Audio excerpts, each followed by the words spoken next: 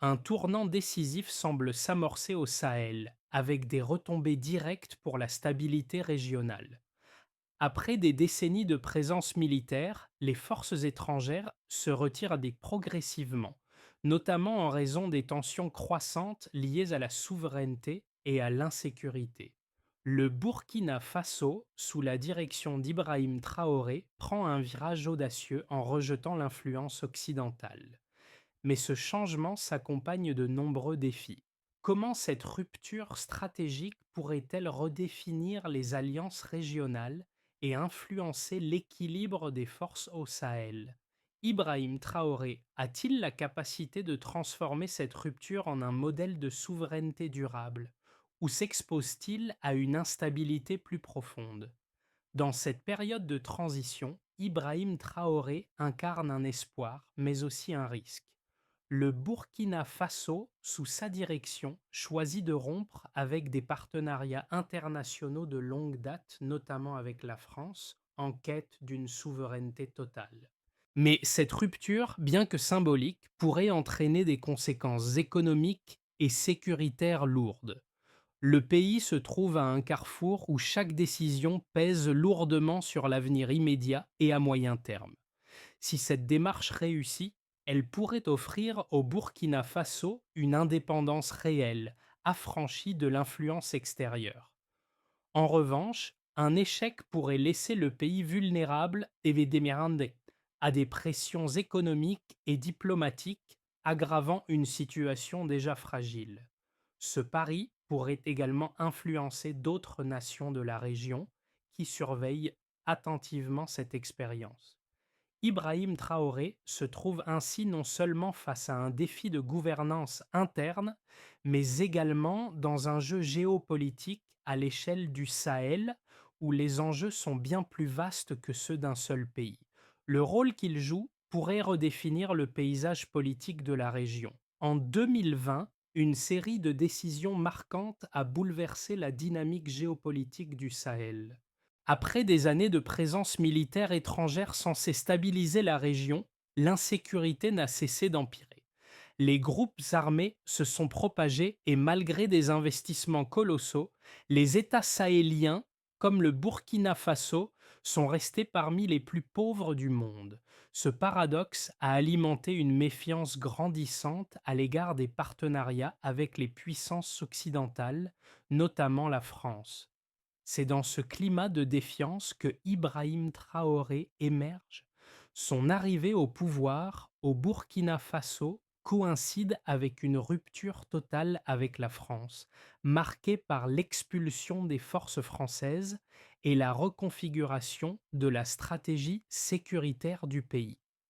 Traoré et ses homologues dans la région estiment que la présence militaire étrangère n'a pas seulement échoué à garantir la sécurité, mais a aussi exacerbé les problèmes locaux.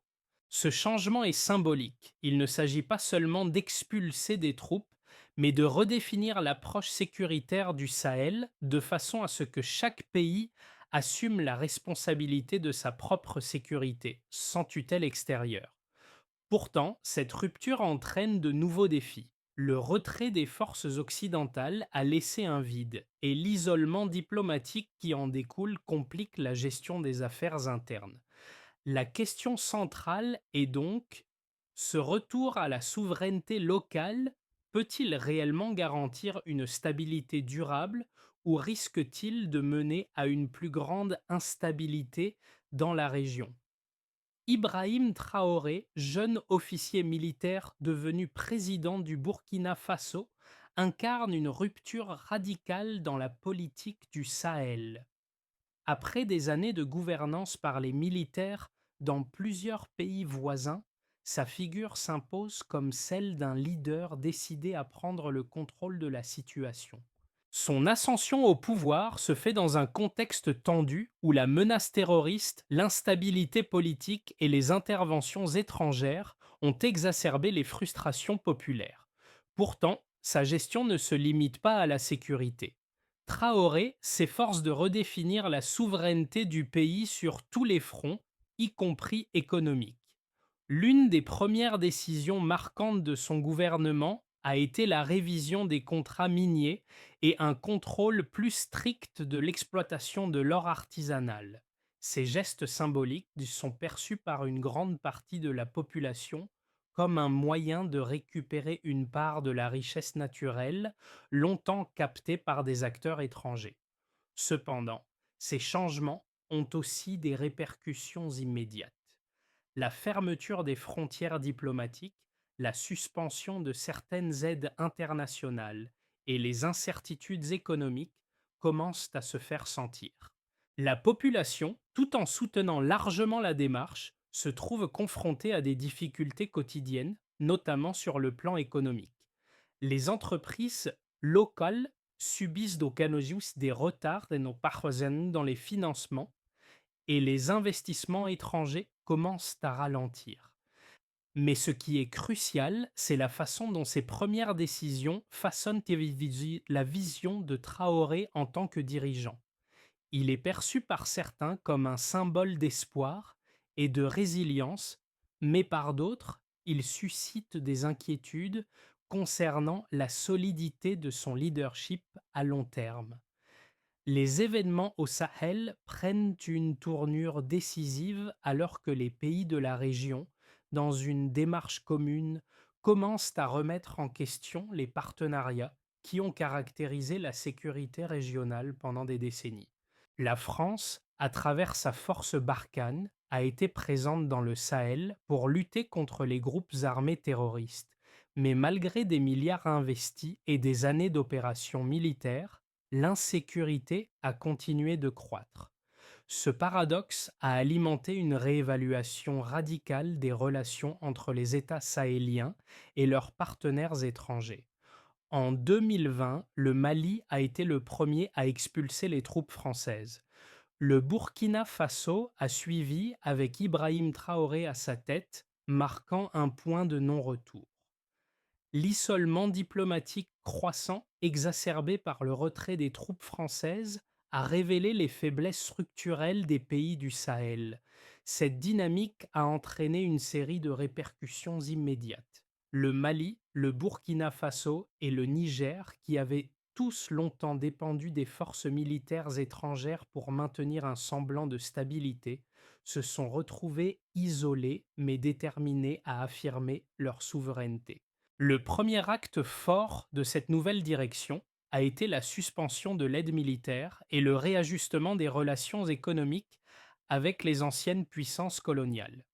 Pour le Burkina Faso, cela s'est traduit par un retrait des troupes françaises et un renforcement des capacités militaires locales sous la direction de Traoré. Parallèlement, l'isolement diplomatique a conduit à des ajustements dans les alliances régionales. Les autorités sahéliennes se sont rapprochées de la Russie et de la Chine, chacun offrant des partenariats dans leurs domaines respectifs. La Russie a fourni une aide militaire sous forme d'instructeurs et de matériel, tandis que la Chine a mis en avant des investissements dans les infrastructures. Cependant, cette reconfiguration géopolitique n'a pas été sans coût. Les sanctions internationales se sont intensifiées, les avoirs ont été gelés et certaines aides financières ont été suspendues, laissant les économies locales dans une situation précaire. Le contraste entre le discours de souveraineté et la réalité économique était frappant. Un pays qui aspire à la souveraineté, mais qui se voit contraint de jongler avec des pressions financières de plus en plus fortes. Dans ce contexte de tension, Ibrahim Traoré a été forcé de naviguer entre deux objectifs contradictoires, répondre aux attentes de souveraineté de la population tout en gérant la pression économique et diplomatique croissante. Le soutien populaire à ces décisions a été important, mais la durabilité de ces décisions reste incertaine. La population, bien qu'en grande partie favorable à une rupture avec l'ordre ancien, commence à ressentir les effets secondaires des choix politiques de Traoré. L'économie, déjà fragilisée, fait face à des défis accrus, tandis que l'instabilité sécuritaire demeure un problème central. Le Sahel, autrefois dominé par une relation de dépendance aux puissances étrangères, se trouve à un carrefour historique.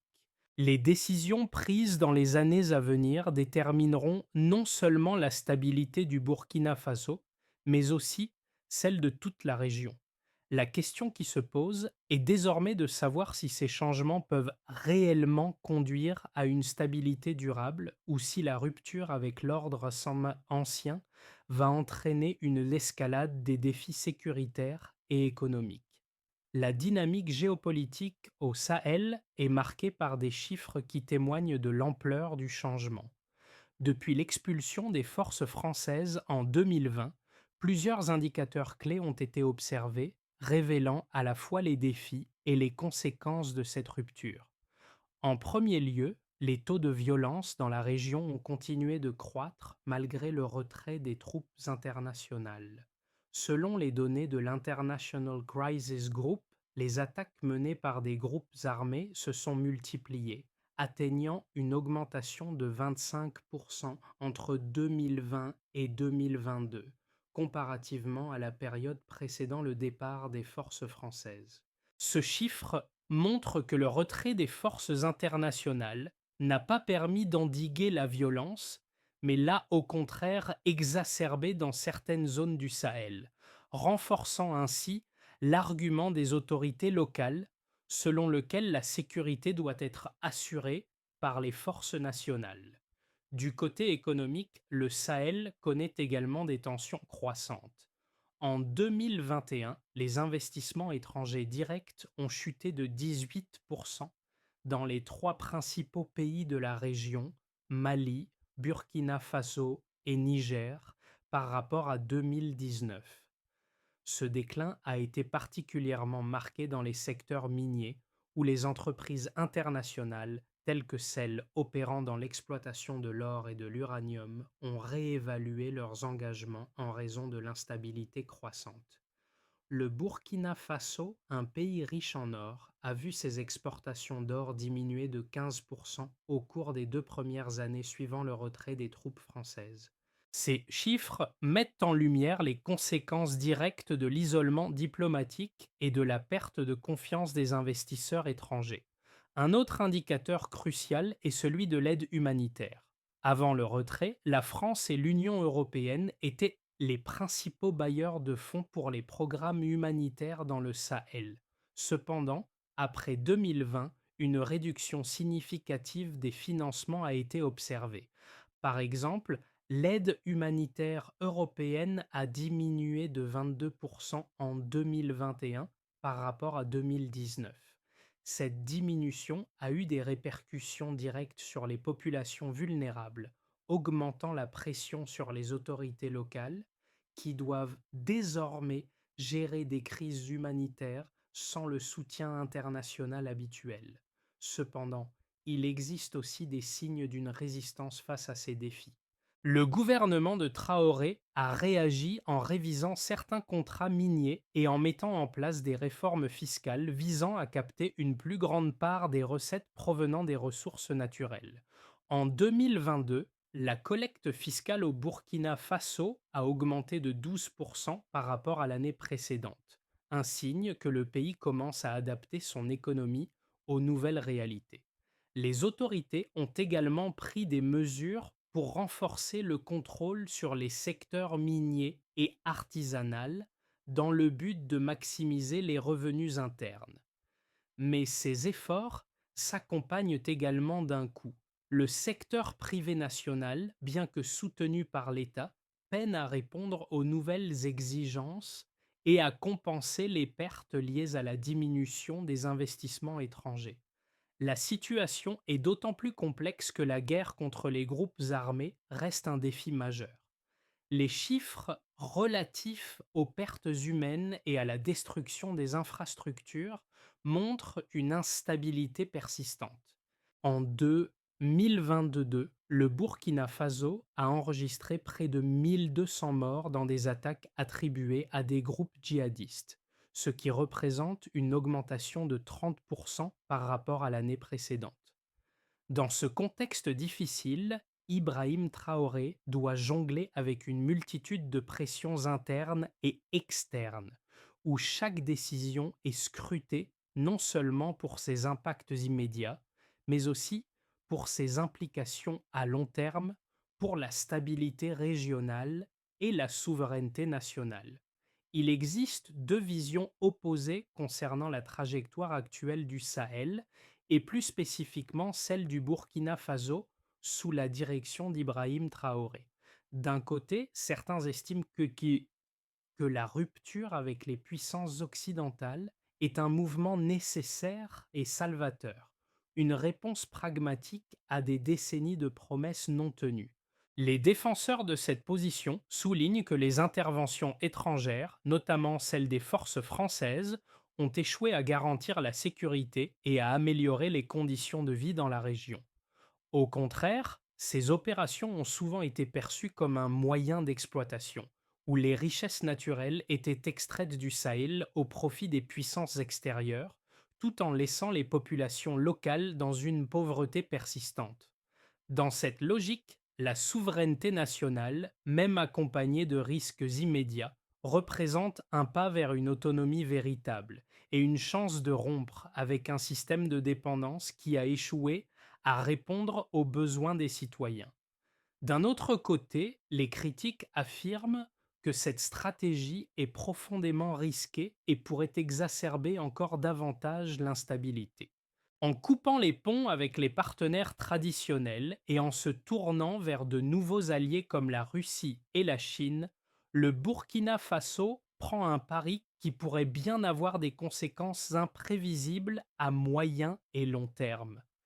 D'abord, cette rupture pourrait entraîner un isolement diplomatique croissant avec des sanctions économiques, une réduction de l'aide humanitaire et une fuite des investisseurs. En outre, la question de la sécurité est loin d'être résolue. Le retrait des troupes françaises n'a pas significativement diminué les attaques des groupes djihadistes. En réalité, la situation pourrait empirer car l'armée burkinabé, bien qu'engagée, manque encore de moyens suffisants pour contenir les menaces internes et régionales. De plus, l'approfondissement des liens avec la Russie et la Chine pourrait être perçu comme une dépendance vers de nouveaux acteurs extérieurs, risquant de remplacer une forme de néocolonialisme par un autre, avec de lourdes implications pour la souveraineté réelle du pays. Dans ce débat, la position de Traoré devient d'autant plus complexe, tandis que ses partisans le voient comme un agent de changement radical, prêt à réécrire les règles du jeu. Ses détracteurs le considèrent comme un dirigeant en quête de légitimité internationale, au prix de la stabilité et de la sécurité. Le chemin qu'il choisit pourrait bien marquer l'avenir du Sahel, soit en forgeant un nouveau modèle de gouvernance basé sur la souveraineté, soit en plongeant la région dans une nouvelle phase d'incertitude et de fragmentation.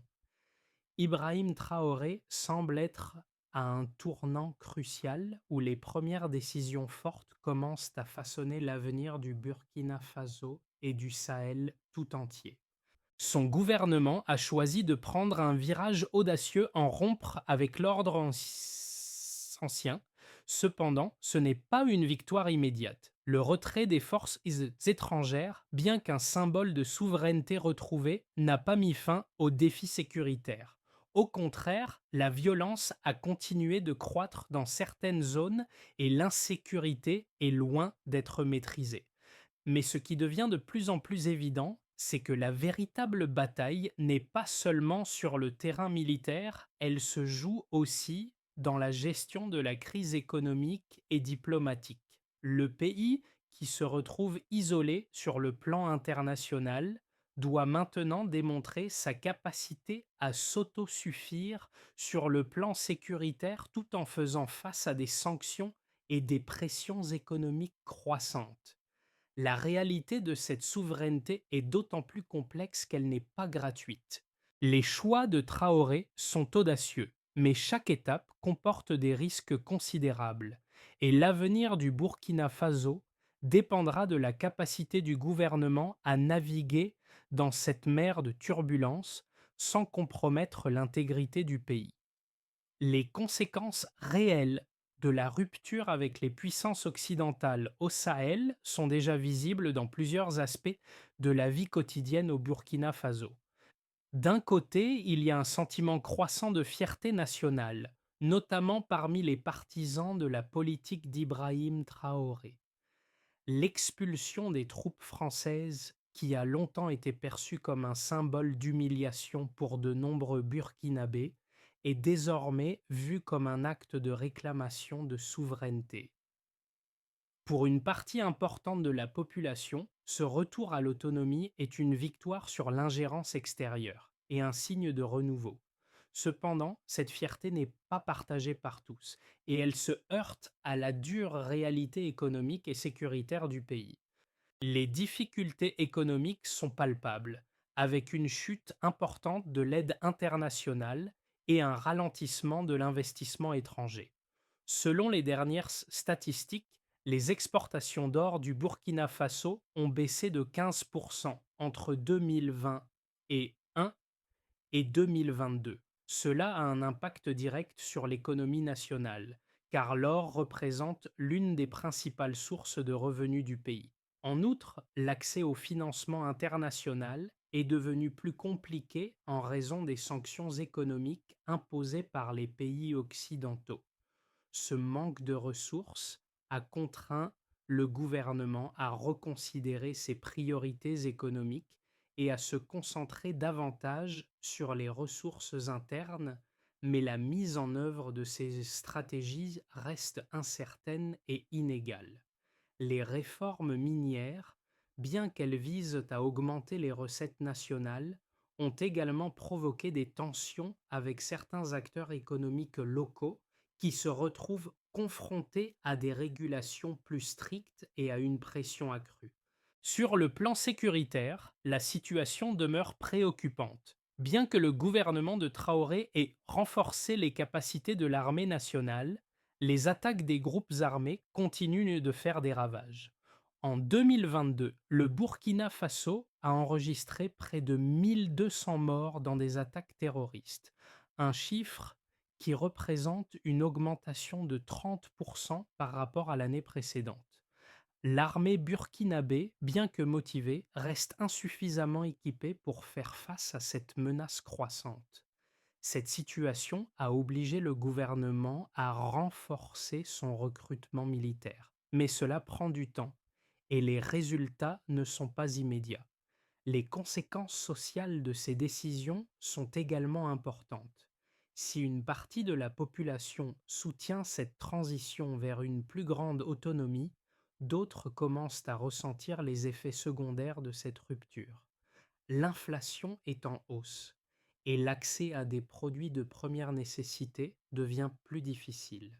Les familles les plus vulnérables sont les premières à souffrir de ces choix économiques. Cette réalité sociale met en lumière le paradoxe de la souveraineté. Tandis qu'elle est perçue comme un bien précieux et un objectif national, elle n'en reste pas moins un chemin semé d'embûches. Pour certains, la promesse de souveraineté semble encore lointaine avec des coûts immédiats qui commencent à se faire sentir au niveau du quotidien. Enfin, sur la scène internationale, la décision de Traoré d'opter pour des partenariats alternatifs avec la Russie et la Chine soulève de nombreuses questions. Si ces alliances offrent au Burkina Faso une certaine forme de diversification, elles ne garantissent pas une stabilité immédiate. Les critiques estiment que cette nouvelle orientation pourrait entraîner une dépendance vers d'autres puissances extérieures, mais sous des formes différentes. Ainsi, bien que la souveraineté soit clairement affirmée, elle demeure fragile et difficile à maintenir face aux défis multiples auxquels le pays est confronté.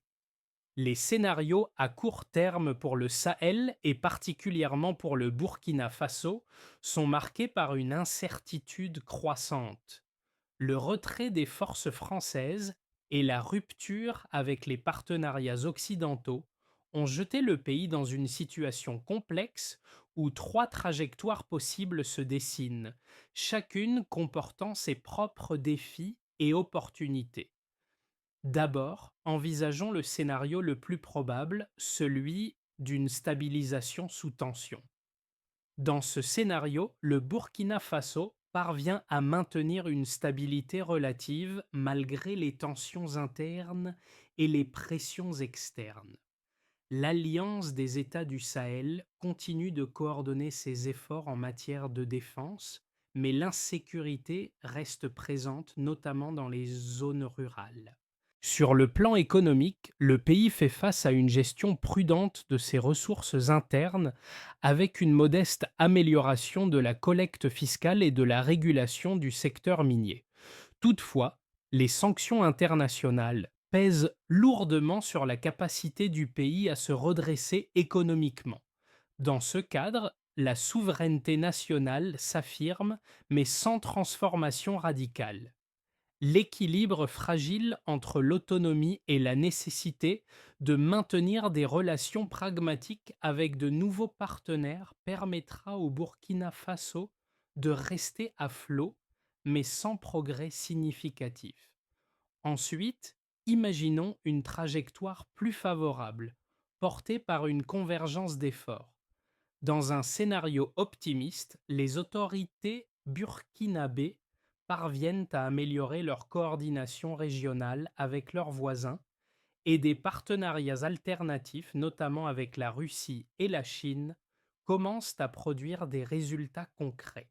Les chaînes d'approvisionnement intrasahéliennes se fluidifient et des investissements ciblés dans des secteurs stratégiques comme les infrastructures et la sécurité commencent à montrer des signes positifs. Les réformes fiscales et minières commencent à porter leurs fruits et une plus grande part des ressources naturelles reste au pays. Sur le plan sécuritaire, bien que des attaques persistent, l'armée burkinabé devient plus efficace dans son rôle de défense nationale.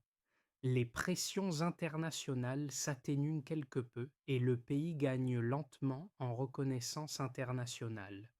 La souveraineté, dans ce scénario, devient progressivement fonctionnelle et les autorités locales réussissent à établir une stabilité relative tout en redéfinissant leur place dans le système international. Enfin, considérons aussi l'hypothèse la plus préoccupante, celle de fragilité persistante. Le scénario dégradé envisage une détérioration de la situation sécuritaire et économique. L'insécurité s'aggrave. Les groupes djihadistes étendent les croquants de leur influence et l'armée burkinabé, bien qu'augmentant ses effectifs, peine à répondre efficacement à la menace. En parallèle, les sanctions économiques et l'isolement diplomatique continuent d'étouffer l'économie. L'absence de soutien extérieur renforce les difficultés sociales et l'inflation devient un problème majeur pour les populations les plus vulnérables. L'incapacité de maintenir l'ordre et de garantir la stabilité économique plonge le pays dans une crise prolongée. La rupture avec les anciens partenaires, bien que symbolique, se traduit alors par des coûts économiques et diplomatiques insoutenables. Cette spirale pourrait conduire à une dépendance accrue à de nouveaux alliés comme la Russie et la Chine, mais ces relations risquent de ne pas suffire à compenser les pertes sur le terrain économique et sécuritaire. Dans ce scénario, la souveraineté proclamée pourrait se retrouver en décalage avec les réalités quotidiennes du pays et le modèle de gouvernance alternatif peinerait à se concrétiser. L'impact des choix politiques d'Ibrahim Traoré et de l'Alliance des États du Sahel dépasse les frontières du Burkina Faso. Alors que la région traverse une période d'incertitude, le parcours de ces pays, leur tentative de réappropriation de leur souveraineté, malgré les risques et les pressions, soulèvent des questions essentielles pour d'autres nations en développement. Pour les observateurs internationaux, en particulier en Afrique, cette expérience pourrait offrir une nouvelle perspective sur la manière de négocier des rapports de force asymétriques avec les grandes puissances mondiales. Pour les pays qui cherchent à rééquilibrer leurs relations avec les anciennes puissances coloniales, le Sahel devient un terrain d'apprentissage. Comment gérer les pressions économiques, diplomatiques et militaires tout en préservant sa souveraineté? Le cas du Burkina Faso sous Traoré pose également la question de l'autonomie dans un monde globalisé, où chaque décision a des répercussions bien au-delà des frontières nationales. L'isolement diplomatique, la perte de financement et les difficultés économiques n'empêchent pas une large partie de la population de soutenir le projet de souveraineté. Au contraire, une majorité voit dans ce tournant une chance de réécrire les règles du jeu et de ne plus dépendre des anciennes puissances coloniales. Mais ce soutien, bien que fort, est aussi fragile. Les jeunes, surtout dans les zones rurales, attendent des résultats concrets, une amélioration de leur quotidien, une stabilité sécuritaire et un accès aux ressources. Ibrahim Traoré doit donc non seulement naviguer dans un contexte géopolitique complexe, mais aussi répondre aux attentes d'une population avide de changements tangibles. Dans ce contexte, l'impact de ce projet de souveraineté pourrait résonner au-delà des frontières du Sahel, offrant une leçon sur la résilience et les défis de la gouvernance en période de crise. Le chemin vers une souveraineté véritable et durable pour le Burkina Faso et les autres pays du Sahel passe par plusieurs étapes essentielles qui nécessitent une gestion prudente et stratégique. La première étape consiste à renforcer les capacités militaires locales afin que l'armée burkinabé puisse assurer la sécurité du pays sans dépendre de forces étrangères. Pour ce faire, des investissements dans la formation, l'équipement et la coordination avec les pays voisins sont nécessaires. Cependant, cela ne suffira pas à résoudre l'insécurité persistante car les groupes armés au Sahel sont bien organisés et difficiles à éradiquer. Le Burkina Faso devra donc créer une stratégie à long terme, impliquant à la fois des mesures de sécurité et des initiatives de réconciliation nationale pour apaiser les tensions internes. La deuxième étape concerne la réforme économique et la gestion des ressources naturelles. La révision des contrats miniers et le contrôle renforcé de l'or artisanal peuvent permettre au pays de capter une plus grande part de la richesse produite sur son territoire. Cependant, pour que cette stratégie soit réussie, il est impératif que les autorités burkinabées mettent en place un cadre juridique transparent et robuste qui attire les investisseurs tout en garantissant des bénéfices équitables pour la population locale. Le contrôle de l'économie nationale permettra au pays de réduire sa dépendance vis-à-vis des financements extérieurs et d'accroître ses capacités d'autofinancement. Enfin, la troisième étape sera diplomatique. Le Burkina Faso devra diversifier ses partenariats internationaux sans se laisser piéger dans une dépendance à un seul acteur. En cherchant à équilibrer ses relations avec des pays comme la Russie, la Chine et d'autres acteurs régionaux, il pourra garantir une plus grande flexibilité diplomatique. Toutefois, ce processus devra s'accompagner d'une communication claire et cohérente pour maintenir la légitimité du pays sur la scène internationale en minimisant les risques de nouvel isolement diplomatique. Au cœur du projet de souveraineté porté par Ibrahim Traoré, une question centrale émerge. La souveraineté est-elle un idéal abstrait ou une épreuve quotidienne de gouvernance sous pression? Pour le Burkina Faso, cette démarche, bien que courageuse, ne garantit pas un avenir immédiatement radieux. Les défis économiques, diplomatiques et sécuritaires sont encore nombreux, mais l'espoir d'un avenir plus autonome et moins dépendant des puissances extérieures reste vif. La rupture avec l'ordre ancien peut, à court terme, sembler coûteuse, mais elle constitue également une réponse face à un passé de dépendance, d'inégalité et de fausses promesses de stabilité. Le cas du Burkina Faso sous Traoré devient ainsi un symbole d'espoir et de résilience pour d'autres nations du Sahel et au-delà. Mais la souveraineté, telle que la conçoit Traoré, n'est pas un acquis. Elle n'est pas mesurée par des victoires spectaculaires ni par des slogans, mais par une gestion méthodique des crises, des épreuves et des sacrifices. c'est une épreuve de patience, de persévérance et de courage. Chaque victoire partielle, chaque réforme réussie, dans un contexte de pression, devient une preuve que le projet de souveraineté est viable, bien que difficile à concrétiser à court terme. Pour le Burkina Faso, l'enjeu est de tenir dans l'incertitude, de traverser cette période de turbulence pour garantir un avenir où la souveraineté sera non seulement proclamée, mais vécue. Le parcours du Burkina Faso sous Ibrahim Traoré est loin d'être terminé. Ce que l'expérience du Sahel nous montre, c'est que la souveraineté n'est pas une destination, mais un chemin difficile et semé d'embûches. Le modèle que cherche à établir Traoré pourrait-il inspirer d'autres nations à prendre en main leur destin face à des puissances extérieures? Les défis auxquels il est confronté sont réels, mais les résultats de ces décisions commenceront à se mesurer dans les années à venir. Pour les observateurs du monde entier, cette phase de transition est cruciale pour évaluer non seulement l'avenir du Burkina Faso, mais aussi celui de toute la région sahélienne.